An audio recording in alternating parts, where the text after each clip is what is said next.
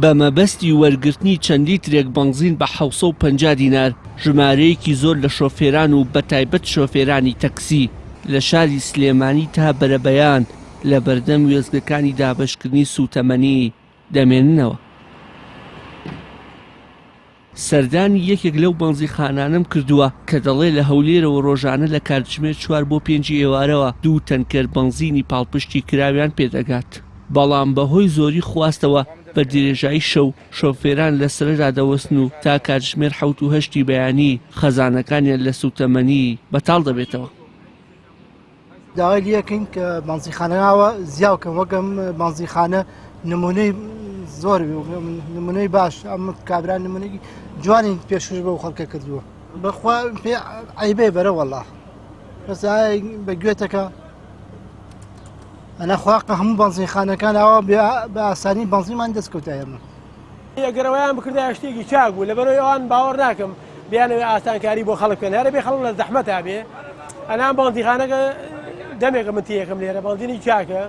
خەڵک لێ ڕازیە خەڵک ئیسپادەی لێکە قەنەعات ناکەم ئەم حکوومەتە ئێمەش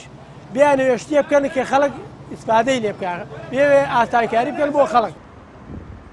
شۆفێران دەڵێن حکومەت ئامادە نیە نرخی بنزینی بازرگانی داببەزێنێ یان هیچ نەبێت ژمارەی ئەو وێزگانی بنزینی 750 دیناری دەفرۆشن زیاد بکات بۆ ئەوەی خواست بۆ بنزینی بازرگانی کەم ببێتەوە و نرخەکەی بە شێوەیەکی ئاسایی داببەزێت. ئەم سەرەیە زۆر کاتمان لێگرێت ینی داخلێکی شەکەی زۆر جایکەویتە ترافیکێکەوە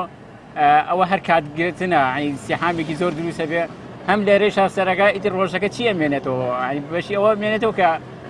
بڵێ داخلێتر بکەیت و مایەکە دەربێنیتەوە بڕواکە جاری وایە هی لە باخەڵی خۆی شوێ خێتە سەر بنزینەکە ینی سەرکە ئیشەکەی خۆشێ.